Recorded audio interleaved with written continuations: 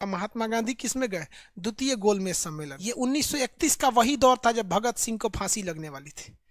आप अगर यहाँ कहेंगे महात्मा गांधी से गलती हुई तो भी आप सही हैं। महात्मा गांधी जानबूझ के इग्नोर किया तो भी आप सही हैं।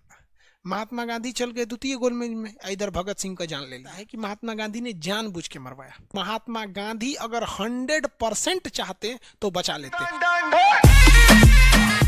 लंदन में इनका जो प्रधानमंत्री बना है इसका नाम है रैमजे मैकडोनाल्ड। इसने गोल मेज सम्मेलन बनाया था। गोल, जब भी कभी मेज गोल रहता है ना तो सबका मुंह आमने सामने रहता है। गोल मेज इस चीज को दर्शाता है कि हम सब मिलकर डिसीजन ले रहे हैं। समझा गया कि सबका चेहरा आमने सामने रहेगा। तो एक गोल मेज सम्मेलन बुलाया था जिस पर हिंदुस्तान के सारे नेताओं से बात करने के लिए बुलाया था। कब बुलाया था? पहला गोल मेज सम्मेलन 1930। और रैमजे मैकडोनाल्ड ने भयंकर इंतजाम कराया था कि कांग्रेस का नेता महात्मा गांधी आएगा, क्योंकि महात्मा गांधी जो बोलते थे देश में वही हो जाता। इरविनवा कहा गांधी जी से, ये बुढ़ऊ लंदन चल जाइए ना, गोल मेज सम्मेलन है, नाश्ता पानी भोज वोज सब का व्यवस्था प्रधानमंत्री मैकडोनाल्ड करैले, चल जाइए। तो गांधी कह रहा है, इरविन चचा हम कसम खाते हैं कि हम नहीं जाएंगे, आपको जो उखाड़ना है उखाड़ लीजिए। ये बेचारा कहा कि कोई दिक्कत नहीं।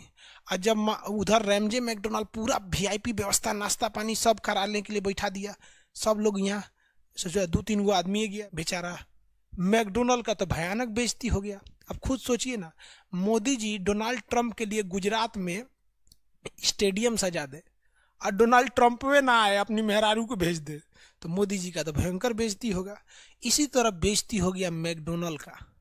मैकडोनाल्डवा फोन करके इरविनवा को गरियाया, रे साला चोट्टा, तोरा से बोले थे ना कि गांधी जी को भेजना है, काहे नहीं भेजा?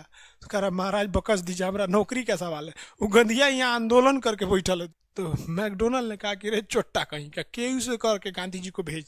है दूसरा का गोल में जन होने वाला रहा 1931 में, अगर इनमें गांधी नहीं गया तो तोरा नौकरी खा जाएंगे।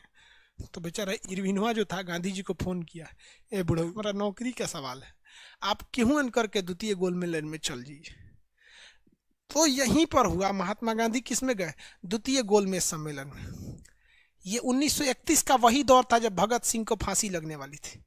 और महात्मा गांधी पर लोगों ने दबाव बनाया कि महात्मा गांधी आप कहिए कि अगर भगत सिंह की फांसी को नहीं बख्शा जाएगा तो हम नहीं जाएंगे।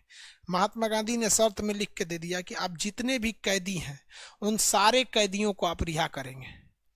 इरविन ने भी मान लिया कि हम जितने भी राजनीतिक कैदी हैं सबको छोड़ देंगे। आप बाबू यहाँ ध्यान से समझिए, आप अगर यहाँ कहेंगे महात्मा गांधी से गलती हुई तो भी आप सही हैं, लेकिन अगर आप कहेंगे कि नहीं महात्मा गांधी जानबूझ के इग्नोर किया तो भी आप सही हैं, क्योंकि महात्मा गांधी ने मांगा था कि मुझे सारे कैदियों की रिहाई चाहिए, और इरविन ने कहा था कि हम जितने भी राजनीतिक कैदी हैं सभी छोड़ देंगे। राजनीति का मतलब होता अनशन करने वाला, हेन तेन वाला को छोड़ देंगे। और भगत सिंह पर तो बम फेंकने का चार्ज लगा था, वो तो राजनीतिक थे नहीं। तो कुछ इतिहासकार ये कहते हैं कि महात्मा गांधी को ये उलझा दिया अपने जाल में, जिस तरह से महाभारत में अश्वत्थामा हाथी मरा था और जाके युधिष्ठिर ने क्या बोल दिया द्रोणाचार्य से, क्योंकि युधिष्ठिर तो झूठ बोलते नहीं थे, उन्होंने कह दिया अश्वत्थामा हतो हता। तो द्रोणाचार्य को लगा कि मेरा बेटवा मर गया। जैसे वो पूछा कि हाथी की बेटा, तो उसने क्या कह दिए कि तले कृष्ण भगवान शंख बजा दिए, गचपचा गया, द्रोणाचार्य हट गए, अर्जुन जीत गए। यही कांड कर दिया था इरविनवा।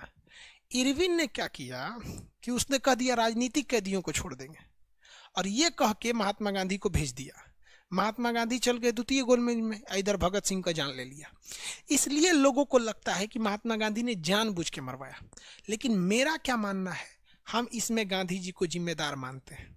क्योंकि एक टीचर से गलती हो जाए तो ये अपराध माना जाता है, एक स्टूडेंट से गलती हो जाए तो ये अपराध नहीं है, वो स्टूडेंट है। उसी तरह एक आम इंसान से अगर गलती हो जाए कानूनी पकड़ में तो वो गलती नहीं है। लेकिन आप लंदन से बैरिस्टरी पढ़ के आए थे, वकील बने थे, आप कौन सी का वकील थे जब आपको इतनी चुकी बात में उलझा दिया? तो यहाँ अगर महात्मा गांधी अगर 100% इफोर्ट करते तो वो द्वितीय गोलमेज सम्मेलन में जाने से पहले भगत सिंह को बचा लेते। और हम यहाँ महात्मा गांधी से कहते कि अगर हम 1930 में रहते, 1931 में, तो हम महात्मा गांधी से ये प्रस्ताव रखते कि आप भगत सिंह को छुड़ाइए और भगत सिंह को अपने साथ लेके जाइए और दिखाइए मैकडोनल्ड को कि हम गांधी के अगर अहिंसकवादी हैं तो भगत सिंह की तरह बम चलाना भी जानते हैं।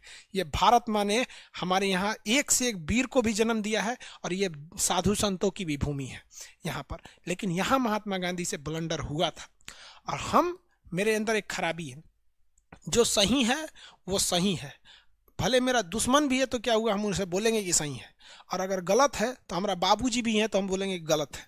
हम महात्मा गांधी के एक समर्थन भी हैं और यहाँ हम उनके कट्टर विरोधी भी हैं कि महात्मा गांधी अगर 100% चाहते तो बचा लेते, लेकिन उन्होंने 100% नहीं 50% चाहा।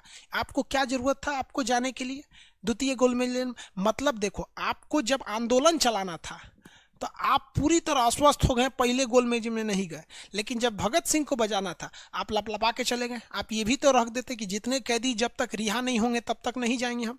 और वहां जाने के बाद फायदा क्या हुआ? वहां मैकडोनल्ड ने कह दिया कि जिस तरह से मुसलमानों के लिए एक अलग एरिया दे रखे हैं जहां वो केवल मुसलमान चुनाव लड़ते हैं, उसी तरह दलितों के लिए अलग एरिया देंगे। तो महात्मा गांधी ने कहा कि बकलोल बनता है, तुमने जो मुसलमानों को अलग एरिया दिया है ना, एक दिन वो देश बन जाएगा।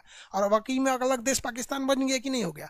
और महात्मा गांधी के अंग्रेज जो थे दलितों को अलग जगह देना चाहते थे, तो महात्मा गांधी ने कहा कि आज़ादी के बाद भी एगो अलग देश बन जाएगा, हम तुम्हारी बात नहीं मानेंगे। और ये वापस आ गया जब तक भगत सिंह को फांसी चढ़ा दिया गया था।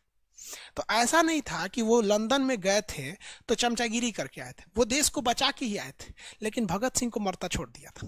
अगर आप इसे जिम्मेदार कहेंगे तो हम आपके साथ हैं, क्योंकि महात्मा गांधी ने भगत सिंह को बचाने का केवल 50% प्रयास किया था, 100% प्रयास नहीं किया था। समझ में आ गया कि नहीं आ गया? इसलिए अगर आपको लगता है कि हम अंधा होकर किसी का सपोर्ट करते हैं तो आप गलत हो। समझ में आ गया आपको?